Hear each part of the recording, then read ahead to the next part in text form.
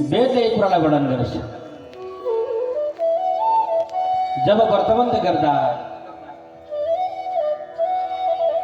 हजारौंको संख्यामा व्यक्तिहरूलाई राखेर मन्त्र सुनाइराखिएको छ भने त्यसको तात्पर्य के हो त भन्दा यो उज्यालोलाई अँध्यारो बनाएर कपडाले ढाकेर अँध्यारो बनाएर त्यो बच्चालाई मन्त्र सुनाउनुको तात्पर्य। गुरुले बोध गराउँदै हुनुहुन्छ, ज्ञान दिँदै हुनुहुन्छ, बाबु यो संसार हेर्दा उज्यालो जस्तो लाग्छ तर परिणाम यो संसार वास्तवमा अँध्यारो नै हो। संसारको पछि लाग्यो भने तिमी कहिले उत्रिन सक्दैन, डुबी नै रहन्छौ।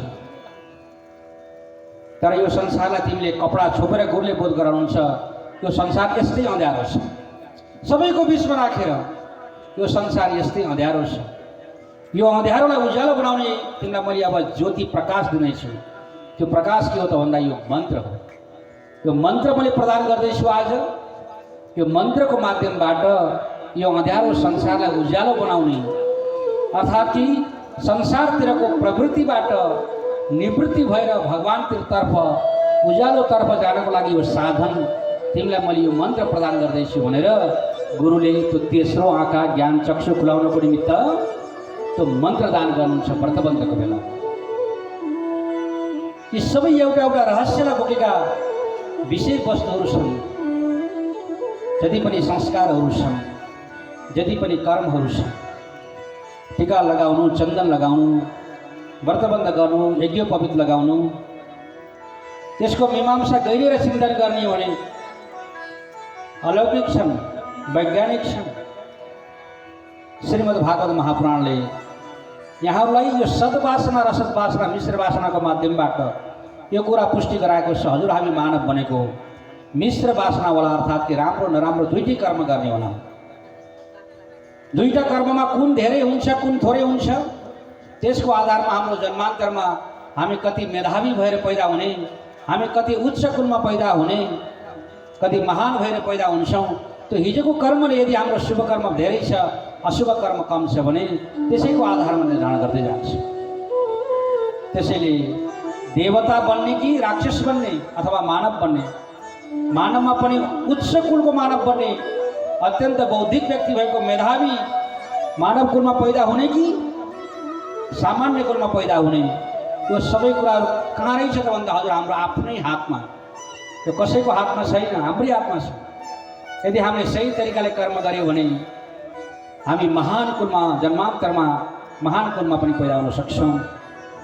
यदि गलत गऱ्यौँ, सही तरिकाले कर्म गरेनौँ, अशुभ कर्मलाई नै हामीले प्रश्रय दियौँ भने अब फेरि सम्झिनुहोस् यो जन्ममा त दुःख पायौँ, कष्ट त भो जन्मान्तर पनि हाम्रो बिग्रिँदै जान्छ। सातौं स्कन्धले वासनाको वर्णन गर्दैछ। सद्वासनावाला को भयो त भन्दा प्रहलाद भए। प्रहलादको चरित्रको वर्णन गर्नुहुन्छ।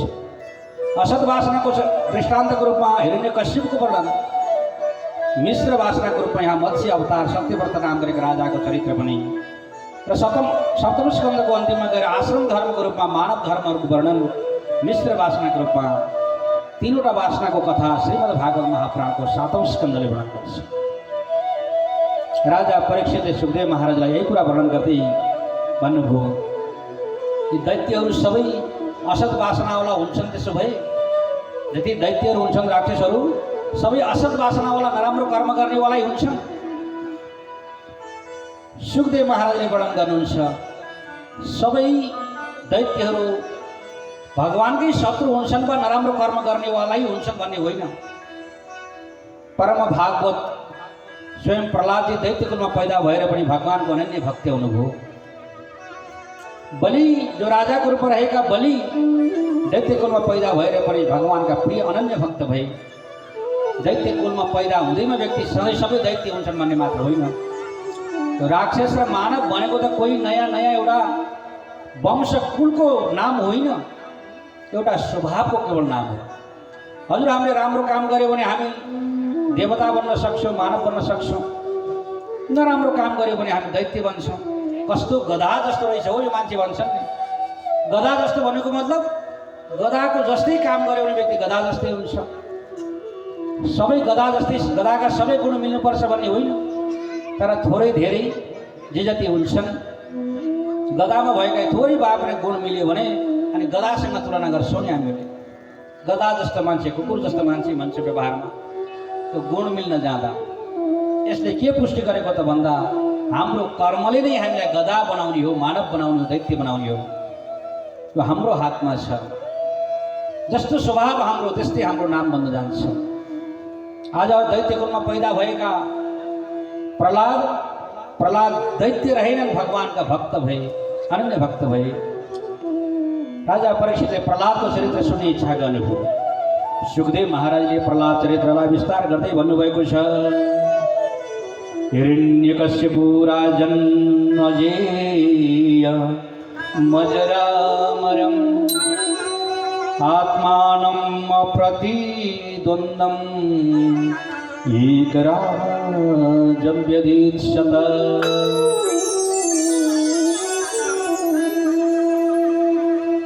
नारदजीले यो कुरालाई व्याख्या गर्नुभएको छ, युधिष्ठिरलाई सम्झाइराख्नु भएको छ। भन्नुहुन्छ प्रहलाद हिरण्यकश्यपका पुत्र थिए। प्रहलाद को थिए? हिरण्यकश्यपका पुत्र थिए। हिरण्यकश्यपले जति बेला हिरण्यकश्यपका भाइ, हिरण्यकश्यप दुई भाइ पैदा भएका थिए, हिरण्याक्ष र हिरण्यकश्यप। हिरण्याक्षलाई भगवानले बराहको अवतार लिएर चाहिँ वध गर्नुभयो। त्यति बेला हिरण्यकश्यपलाई अत्यन्त चिन्ता भयो, हामी दुई भाइ सँगै जन्मिएका, मेरो भाइलाई मारिदिए कसले त भन्दा बराहको अवतारमा आएर स्वयं भगवान विष्णुले। हिरण्यकश्यपलाई चिन्ता भयो, मेरो भाइ अर्थात् मेरो दाजुलाई वध गरेका छन्, हिरण्याक्षलाई वध गरिदिएका छन् भगवान विष्णुले, तिनलाई मैले नमारिकन छोड्दिनँ भन्ने भाव हिरण्यकश्यपमा आयो। तर मार्नको लागि के गर्ने? पहिले तपस्या गर्न जानुपर्छ। तपस्या गर्न जाने निर्णय गरे। ब्रह्माजीको तपस्या गर्छु, ब्रह्माजीलाई खुसी बनाउँछु, धेरै शक्ति लिएर आउँछु, अनि जसरी भए पनि त्यो विष्णुलाई मैले नमारिकन छोड्दिनँ। मेरो शत्रु हो, मेरो भाइलाई वध गरिदिएको छ, मेरो दाजुलाई वध गरिदिएको छ। त्यो भावलाई लिएर हिरण्यकश्यपले तपस्या गर्न जाने निर्णय गरे। आफ्नी पत्नीसँग आएर उनले भन्छन् पत्नीलाई, हिरण्यकश्यपले आफ्नी पत्नी कयाधुसँग भन्छन्, कयाधु म तपस्या गर्न जाँदैछु, तिमी ढुक्क भएर बस। पत्नीले भने कहिले आउनुहुन्छ? यसको कुनै टुङ्गो छैन, किनकि तपस्या गर्न हिँडेको भगवान कहिले खुसी हुनुहुन्छ, प्रसन्न हुनुहुन्छ। जबसम्म भगवानले वरदान दिनुहुन्न तबसम्म म आउनेवाला छैन। त्यसैले तिमी ढुक्क भएर घरमा बस्नु। हिरण्यकश्यप तपस्या गर्न हिँडे। देवताहरू अत्यन्त चिन्तित भए, गुरुको शरणमा गए, गुरु बृहस्पतिको शरणमा गए। हिरण्यकश्यप त अब शक्ति प्राप्त गरेर सिधै स्वर्गमा आएर आक्रमण गर्नेछन्। गुरु बृहस्पतिसँग बसेर समस्त देवताहरू छलफल गरे। अन्तिममा के निर्णय भयो त भन्दा जहाँ उनी तपस्या गर्न गएका छन् तिनको तपस्यालाई भङ्ग गराउने निर्णय गरे। स्वयं बृहस्पति नै सुगा बनेर जहाँ हिरण्यकश्यपको तपस्या गर्न गएको छ त्यही ठाउँमा गएर हिरण्यकश्यप जहाँ गएर तपस्या गर्न बस्छ त्यहीँनिर गएर सुगाको रूप धारण गर्नुभएका बृहस्पतिले नारायण नारायण नारायणको ध्वनि गाइरहनुहुन्छ। हिरण्यकश्यपलाई बडा आश्चर्य लाग्यो, मेरो शत्रुलाई आज यो पक्षीले उच्चारण गरिराखेको छ। म आज तपस्या गरेर यही शत्रुमाथि विजय प्राप्त गर्नको लागि म आएको, तर आज एउटा पक्षीले मेरो शत्रुको नाम लिइराखेको छ, नारायण नारायण। तर त्यो पक्षी को थियो त भन्दा गुरु बृहस्पति नै सुगा बनेर जानुभएको थियो। उसको तपस्या भङ्ग गराउनको निमित्त गएर नारायण नारायण भन्नुहुन्छ। हिरण्यकश्यप खूब तपस्या गर्ने प्रयत्न गर्छ, सुगाले माथि रूपमा बसेर नारायण नारायण। अरे यो को हो? शत्रुको नाम लिइराखेको छ। धेरै कोसिस गर्यो तपस्या गर्न, तर मन अडिएन। भरे त फर्केर घरमै आयो। घरमा आउँदा पत्नी कयाधु जङ्गमा परिनु हो, मेरो पति त तपस्या गर्छु, कैयौँ वर्ष पछाडि तपस्या सिद्धि भयो भने बल्ल आउँछु भनेर जानु भएको, आजै फर्केर आउनुभयो। सोधिन् पत्नीले पतिलाई, अरे किन हजुरले त चाँडै फर्केर आउनुभयो? उनले भने हेर के गर्नु, तपस्या गर्न गएको त हो, तर तपस्यामा विघ्न आयो। के विघ्न आयो? एउटा पक्षी सुगा जहिले पनि मेरो शत्रुको नाम लिने। कयाधुले भन्नुभयो, अरे पतिदेव के नाम लियो त्यो पक्षीले? हिरण्यकशिपु भन्छ खालि नारायण नारायण भन्छ। कयाधुलाई बडा आनन्द आयो। हो दिव्य आनन्दको अनुभूति गर्नुभयो पत्नी कयाधुले। हिरण्यकशिपुको पत्नीले मेरो पतिको मुखबाट मेरो प्रभुको नाम उच्चारण बनेको छ। उहाँले अब बारम्बार पतिको नाम उच्चारण भगवानको नाम उच्चारण बनोस् त्यो उपाय खोज्नुभयो कयाधुले। उहाँले धेरै पटक सोध्नुहुन्छ, अरे एउटा चराले पनि के नारायण भन्छ? हाँ बिल्कुल नारायण नारायण भनिराखेको थियो भन्छ फेरि। तर प्रश्न त थिएन होला, सामान्य पक्षीले बोलेको भन्नुहुन्छ। होइन एकदम प्रश्न नारायण नारायण। यही हो मौका, अब मैले धेरै पटक चाहिँ मेरो पतिको मुखबाट भगवानको नाम उच्चारण गराउँछु। खुब प्रयत्न गर्नुभयो माता कयाधुले। बेलुकाको भोजन गरे, विधिवत भोजन खुवाउनुभयो। शयन कक्षमा गए सुत्नको लागि। कयाधुले आनन्द आएको छ पतिको मुखबाट नारायणको नाम उच्चारित भन्दा। अझै पनि बारम्बार बारम्बार भगवानको नाम उच्चारण होस् त्यसको निमित्त प्रयत्न गर्नुहुन्छ। पतिलाई भन्नुहुन्छ, पतिदेव के साँच्चै नै नारायण भनेको थियो त चराले? हाँ बिल्कुल भनेको थियो। यसरी भन्दा भन्दै 108 भन्दा बढी पटक हिरण्यकशिपुको मुखबाट नारायण नारायणको नाम उच्चारण भयो। त्यही अवस्थामा पत्नी कयाधु पनि गर्भवती भए। भगवान नारायणको नाम उच्चारण गर्दा गर्दै रहेको गर्भ भविष्यमा गएर को भयो त भन्दा दैत्य कुलमा पैदा भए तापनि भगवानकै भक्त प्रहलाद भएर जन्मिए। यहाँ वर्णन गर्नुहुन्छ, तपस्या गर्न गएको हिरण्यकशिपु तपस्या विघ्न भयो भनेर फर्केर आयो। एक रात्रि घरमा बस्यो। त्यही रात्रिमा 100 पटक भन्दा बढी भगवान नारायणको नाम उच्चारण गर्दा गर्दै पत्नी गर्भवती भइन्। भोलिपल्ट बिहान जुरुक्क उठ्यो, अब म आज तपस्या गर्न जान्छु भनेर। यता पत्नी गर्भवती छिन्। हिरण्यकशिपु तपस्या गर्नको लागि फेरि जङ्गलतर्फ प्रस्थान। जङ्गलतिर गएर तपस्याको लागि गइसकेपछि अब देवताहरू छ, गुरु बृहस्पतिहरू प्रसन्न हुनुहुन्छ। यता पत्नी गर्भवती, त्यहाँबाट स्वयं भगवानकै भक्त पैदा हुन्छ जसले देवताहरूको रक्षा गर्नेछ, धर्मको रक्षा गर्नेछ। देवताहरू प्रसन्न भएका छन्। हिरण्यकशिपु भने तपस्या गर्नको लागि जङ्गलतर्फ प्रस्थान, कठोर तपस्या गर्यो। तपस्याबाट ब्रह्माजी प्रसन्न हुनुभयो। देवताहरू दुखी भए पहिला उसको तपस्याबाट। देवताहरू गए ब्रह्माजीको शरणमा। ब्रह्माजीले सिधै गएर हिरण्यकशिपुलाई वरदान दिनुपर्छ भनेर जानुभयो। आनन्दसँग पुरै शरीर धमिराको माटोले भरिएको छ। ब्रह्माजीले हातमा जल लिएर कमण्डलको जल खनाउनुभयो, अभिमन्त्रण गर्नुभयो, शेषन गर्नुभयो। उठ बाबु, उत्तिष्ठोत्तिष्ठ भद्रं ते तपः सिद्धो काश्यप वरदोऽहमनु प्राप्तो प्रियताम् ईप्सितो वरः। प्रियताम भन, ईप्सिता वरः प्रियताम। तिमी के चाहन्छौ? उठ र वरदान माग। हिरण्यकशिपुलाई वरदान माग्नु भन्नु ब्रह्माजीले। हिरण्यकशिपुले पहिला त केही पनि बोलेनन्, जागे ब्रह्माजीको स्तुति गरे। लामो स्तुति गरेका छन्। स्तुति गरिसकेपछि साँच्चै हजुरले मलाई वरदान दिनुहुन्छ भने मलाई यस्तो वरदान दिनुहोस् कि कुनै पनि मनुष्यबाट मलाई चाहिँ सबैभन्दा पहिला त वरदान मागे मेरो मृत्यु नै नहोस् भनेर।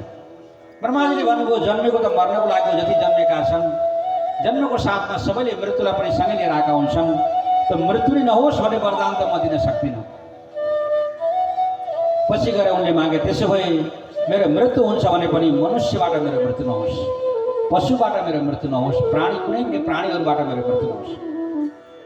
ब्रह्माजी हजुरद्वारा सृष्टि भएका जति पनि प्राणीहरू छन्, जस कसैबाट पनि मेरो मृत्यु नहोस्, चाहे पशु हुन्थे, चाहे पक्षी, चाहे मानव, चाहे दानव, कसैबाट पनि मेरो मृत्यु नहोस्। सर्प आदि गरेका कुनै पनि वस्तु प्राणीहरूबाट पनि मेरो मृत्यु नहोस्। सँगसँगै मेरो भित्र पनि मृत्यु नहोस्, बाहिर पनि नहोस्, माथि पनि तल पनि। यहाँले सुन्नुभएको छ कथा, आकाशमा पनि नहोस्, जमिनमा पनि नहोस्, भित्र पनि नहोस्, बाहिर पनि नहोस्। कुनै चाहिँ शस्त्र अस्त्रबाट पनि नहोस्, कुनै काँचो वस्तुबाट पनि होइन, सुकेको वस्तुबाट पनि होइन। त्यस्तोबाट निर्दोष हुने वरदान मागे। ब्रह्माजीले पनि तिमीले मागेको वरदान त अत्यन्त दुर्लभ छ, तर पनि तपस्या पनि दुर्लभ गरेका छौ, त्यसैले तिमीलाई यो वरदान म दिन्छु भनेर तथास्तु भनेर वरदान दिनुभयो। वरदान प्राप्त गरेर उन्मत्त भएको हिरण्यकशिपु आयो। अब चाहिँ आइसकेपछि सिधै गएर स्वर्गमा ढाबा बोल्यो। देवताहरू त पलायन भई डराए। स्वर्गको राज्य हिरण्यकशिपुले आफ्नो हातमा लियो। दुखी भए देवताहरू भगवानको शरणमा गई भगवानलाई निवेदन गरे, स्तुति गरे। भगवानले पनि आकाशवाणीको रूपमा भन्नुभयो, कालम तावत् प्रतीक्षत तस्य शान्तिं करिष्यामि, कालम तावत् प्रतीक्षत। चिंता नगर हे देवता हो, समय को प्रतीक्षा कर, उपाय में गर्छु। भगवान ने आशीर्वाद दिनुभयो। यदा देवेषु वेदेषु घोषु विप्रेषु साधुषु धर्मे मयि च विद्वेष सभासु विनश्यति। जसले देवताहरूमा, वेदमा, गाईमा, ब्राह्मण, साधुहरूमा धर्ममा र भगवान ममा, भगवानले भन्नुहुन्छ ममा, भगवानमा विद्वेष गर्छ, दोष गर्छ, त्यो व्यक्ति सभासु विनश्यति, तत्काल नष्ट हुन्छ। त्यसैले हिरण्यकशिपुले यति बेला देवताहरूलाई दुःख दिएको छ, धर्म मान्ने व्यक्तिहरूलाई, ऋषि महर्षिलाई दुःख दिइराखेको छ, यसको शीघ्र नै यसको विनाश हुन्छ, चिन्ता नगर भनेर देवताहरूलाई सम्झाउनुभयो भगवानले आकाशवाणीको माध्यमबाट। यसै बीचमा हिरण्यकशिपु जब राज्यमा आयो, राज्यमा आइसकेपछि उसकी पत्नी उसकी साथमा थिएनन् कयादु। जति बेला तपस्या गर्नको लागि गएको थियो, त्यो तपस्या गर्न गएको बेलामा स्वर्ग सम्राट देवराज इन्द्रले के विचार गरे भने, अब यो दैत्यकै राक्षसकी पत्नी कयादु गर्भवती छिन्, यहाँ चाहिँ यो शत्रुको देवताहरूको कुनै शत्रु पैदा भएको हुनुपर्छ भनेर जानेर त्यो गर्भलाई नाश गर्नको लागि लगेर जाँदै थिए कयादुलाई इन्द्रले। त्यति बेला देवर्षि नारजी आउनुभयो, इन्द्रलाई लैजानुबाट रोक्नुभयो, सम्झाउनुभयो यहाँ कुनै चाहिँ दैत्यको कुल होइन, यहाँ त भगवानको भक्त पैदा हुँदैछ। देवर्षि नारजीले हिरण्यकशिपु तपस्या गर्न गएको बेलामा बीचमा चाहिँ सुगाले नारायण भनेर एक रात घरमा आयो, गर्भ रह्यो, पत्नी गर्भवती भइन्, फेरि तपस्या गर्न गयो। त्यति बेला देवर्षि नारजीले ती गर्भवती महिलालाई लगेर, कयादुलाई लगेर आफ्नो आश्रममा लगेर राख्नुभयो कुटियामा। जबसम्म हिरण्यकशिपु आएन तबसम्म आशीर्वाद पनि दिनुभयो, तिम्रो गर्भको बच्चा पैदा हुनेवाला छैन, चाहे उसले कैयौँ वर्ष तपस्या किन नगरोस्, तिम्रो गर्भको बच्चा पैदा हुने छैन, तिम्रो पति आएपछि मात्र पैदा हुनेछ। आशीर्वाद पनि दिनुभयो देवर्षि नारजीले। अनि त्यही अवस्थामा निरन्तर रूपमा त्यो गर्भवती महिलालाई सत्सङ्ग गराइराख्नुभयो, कथा सुनाउनुभयो, धेरै कथाहरू सुनाउनुभयो। त्यसैको प्रभाव हुनुपर्छ। धेरै लामो समयसम्म कथा सुनाउनुभयो। जति बेला हिरण्यकशिपुले तपस्या समाप्त गरे फर्केर आए, त्यस पछाडि पत्नी पनि घरमा आइन्। त्यहाँबाट प्रहलाद पैदा भए, बालक पैदा भए। जुन बालकको नाम के राखियो त भन्दा प्रहलाद राखियो। यसरी प्रहलाद हिरण्यकशिपुका 4 सन्तानहरू मध्येमा कान्छो छोरा थिए। अन्य 3 भाइ सन्तान पहिले पैदा भइसकेका थिए। प्रहलाद कान्छो सुपुत्रको रूपमा रहे। अब हिरण्यकशिपुले त्यो प्रहलादलाई चाहिँ महान बनाउनको लागि, दैत्यको एउटा विद्वान बनाउनको लागि, आसुरी विद्या प्रदान गर्नको लागि हिरण्यकशिपुले गुरुकुलमा लगेर राख्छ। शुक्राचार्यको गुरुकुलमा लगेर राख्छ। शुक्राचार्यका पुत्रहरू 2वटा थिए, षण्ड र अमरका, उनलाई जिम्मा दिन्छन्। उनले त्यो 5 वर्षको बालक प्रहलादलाई राजनीति शास्त्रको उपदेश दिनको लागि, अर्थनीतिको उपदेश दिनको लागि धेरै प्रयत्न गर्छ। लामो समयसम्म बालकलाई पढाए। एकदा सुरराट पुत्रम अंकम आरोप्य पांडव पप्रचक्र कच्यतां वत्स मन्यते साधु यद भवान्। देवर्षि नारदले वर्णन गर्दै हुनुहुन्छ, छोरोलाई गुरुकुलमा राखेको छ, दैत्यको गुरुकुलमा। कुनै दिन राजा हिरण्यकशिपु गयो छोरोलाई भेट्न। बाबु के पढ्यौ त? छोरोलाई सोध्छ। त्यति बेला छोराले प्रहलादले भन्छन् तत्साधु मन्ये सुरवर्यदेहिनां सदा समुद्विग्न धियाम सद्ग्रहा हित्वात्मपापं गृहमन्दकूपं वनं गतो यद हरिमाश्रयेत। बडा दिव्य उपदेश प्रहलादले आफ्नो पितालाई राखेर अगाडि राखेर उपदेश दिनुभएको छ। पिताजी, वास्तवमा मलाई त के लाग्छ भने संसारका जति पनि प्राणीहरू छन् म र मेरो भन्ने यस प्रकारको झुठो आग्रहमा नै जीवन व्यतीत गरिराखेका छन्। हित्वात्मका पापम गृहम अन्धकूपम, जसको कारणले गर्दाखेरि आफूले आफूलाई अँध्यारो कुवातर्फ धकेलिराखेका छन्। वनम गतो यद, यदि कसैले आफ्नो कल्याण चाहन्छ भने एकान्तमा गएर, वन भन्नुको मतलब एकान्तमा गएर भगवान हरिको माला जप्नुपर्छ, भगवान हरिको पूजा गर्नुपर्छ, प्रभुको चिन्तन गर्नुपर्छ यदि कसैले आफ्नो कल्याण चाहन्छ भने। तर त्यो कल्याण कसैले गरिराखेका छैनन्।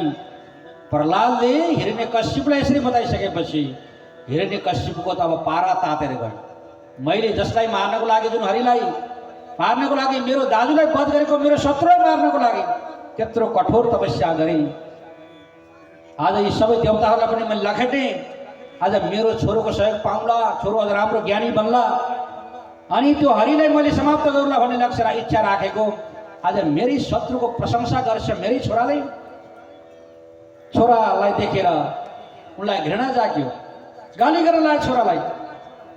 किनकि उपनिषदले पनि भन्छ वास्तवमा नवारे पत्युः कामाय पतिः प्रियो भवति, आत्मनस्तु कामाय पति प्रियो भवति, नवारे जाययाः कामनाय कामाय जाय प्रिया भवति इत्यादि गरेका उपनिषदमा मन्त्र आउँछ। अर्थात् एउटा पतिले पत्नीलाई वा पत्नीले पतिलाई जो प्रेम गर्छ,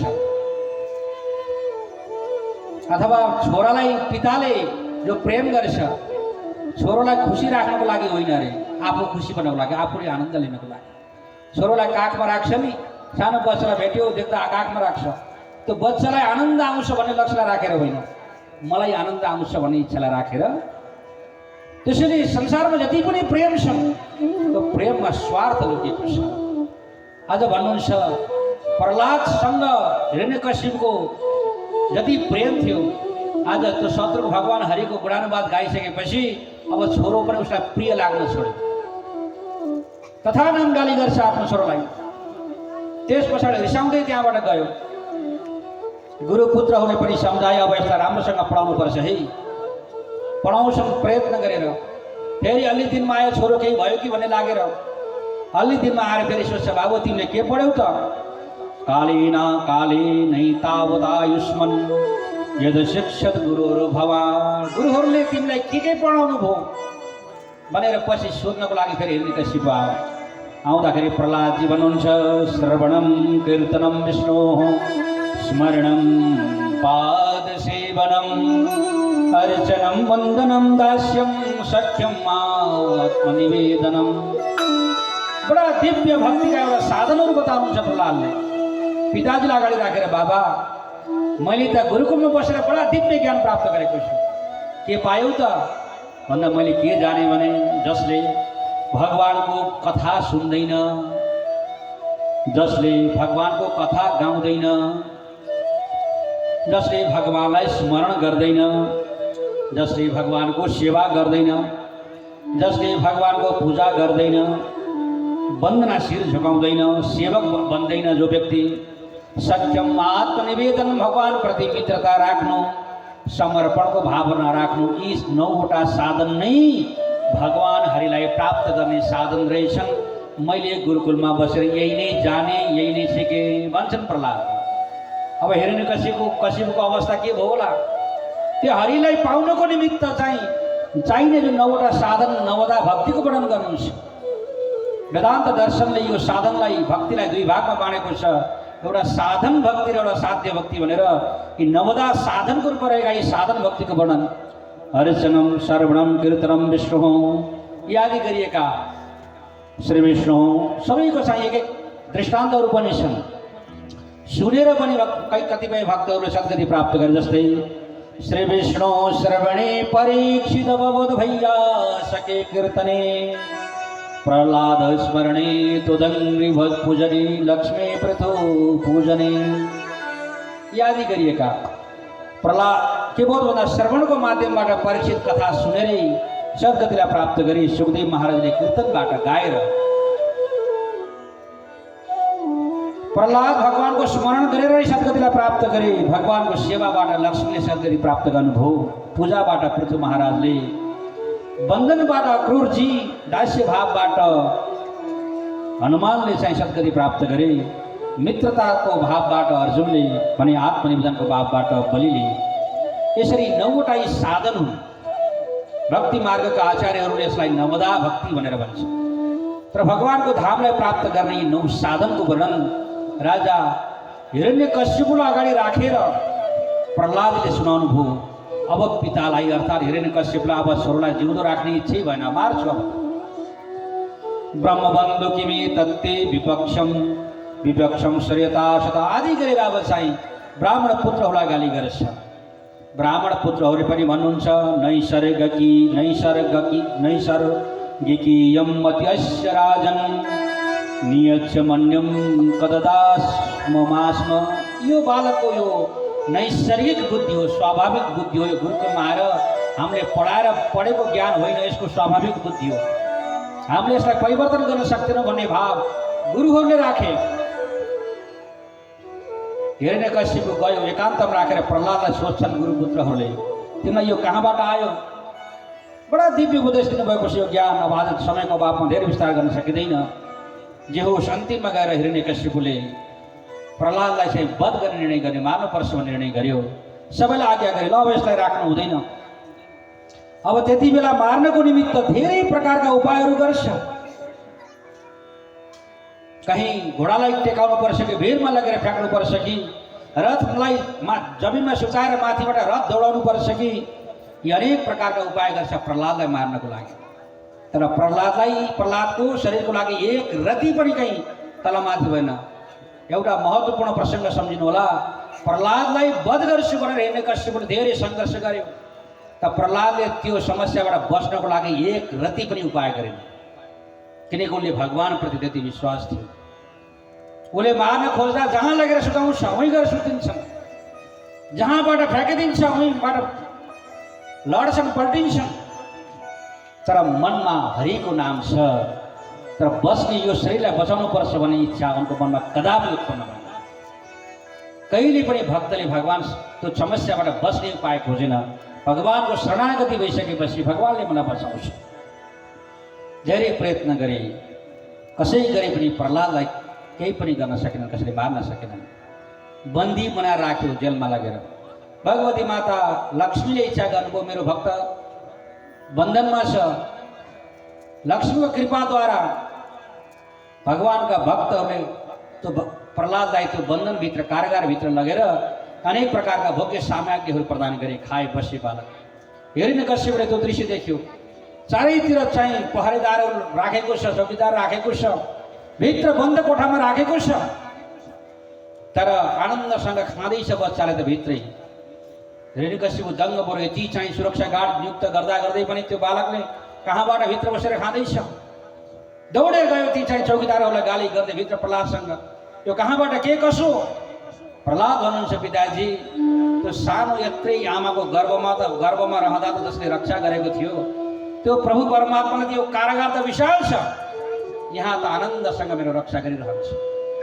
हजुरले मलाई जहाँ जुन मलाई गएर फ्याँकिदिनुहोस्, म मर्नेवाला छैन, प्रभुको कृपाको पात्र हुँ म। मेरो रक्षा भगवानले परमात्माले गरिरहन्छ। त्यो आत्मविश्वास बालक प्रहलादमा अत्यन्त दिव्य भाव व्यक्त गर्नुभएको छ प्रहलादले वास्तवमा यति बेला। यसै क्रममा हिरण्यकश्यपले प्रहलादलाई त्यति बेला पनि त्यहाँबाट छोडेर गयो। बन्धनबाट फेरि जेलबाट निकालेर छोडेर गयो। गुरुकुलका विद्यार्थी बटुहरूलाई पनि दिव्य ज्ञान प्रहलादले प्रदान गर्नुभयो। पहिला देवर्षि नारदीबाट आफू गर्भमा रहेको बेलामा प्राप्त गर्नुभएको ज्ञान, त्यो ज्ञानको विषयमा पनि जानकारी गराउनु। फेरि पछि कालान्तरमा हिरण्यकश्यप आयो। हिरण्यकश्यप आएर हेर्दा बालकलाई सोध्छ के पढ्यो आदि आदि। बालकको मन कदापि परिवर्तन भएको छैन प्रहलादको मन। प्रहलाद भन्छन् न केवलम मे भवतस्य राजन, सबै बलम बलिना चापरेशाम परिपरिमी शिरजङ्गमाये ब्रह्मादयो येन वशं प्रणीता। ब्रह्मादेखि लिएर सानो तिनकासम्म सिंहकासम्म, चाहे ठुला हो चाहे साना हो, चर अचर सम्पूर्ण प्राणीहरू, सबै प्राणीहरू भगवानकै अधीनमा छन्। भगवानको शक्ति पाएर सबै म बलशाली हुँ भनेर गर्जना गर्छ। प्रहलादले भन्नुहुन्छ। हिरण्यकश्यपले भन्छन् अरे तैँले मर्न चाहन्छस् कि के हो? यो संसारमा सबैले मलाई चाहिँ दिग्विजय गरेको, स्वर्गमाथि पनि विजय प्राप्त गरेको, स्वर्ग जेता त्यो बलशाली आफ्नै पितासँग तैँले खेलवाड गर्दैछस्। हिरण्यकश्यपले पुत्रलाई अनेक प्रकारले गाली गर्छ। अन्तिममा गएर तेरो भगवान भन् कहाँ छन्? क्वासो यदीश सर्वत्र कस्मात् स्तम्भेन दृश्यते। भन् तेरो भगवान कहाँ छन्? यदि तेरो भगवान सबै ठाउँ, प्रहलादले भन्छन् मेरो प्रभु परमात्मा कहाँ हुनुहुन्न? पहिला त भन्नुहोस्, सबै ठाउँमा हुनुहुन्छ। सबै ठाउँमा दुधमा घिउ व्याप्त भए झैँ सबै ठाउँमा मेरो प्रभु परमात्मा व्याप्त हुनुहुन्छ। उसले अगाडि रहेको खम्बालाई देखाउँदै भन्छ फलामको खम्बा छ, खम्बालाई देखाउँदै भन्छ के तेरो भगवान यो खम्बामा हुनुहुन्छ? भक्तले भन्छन् मेरो प्रभु परमात्मा त्यहाँ पनि हुनुहुन्छ। उसले हातमा खड्ग छ, खड्गले होइन मुठीले प्रहार गर्छ। घमण्ड देखाउँदै मुठी प्रहार गर्छ खम्बामा। अट्टहास गर्दै आवाज आयो त्यहाँबाट, गुरु गुरुको ध्वनि।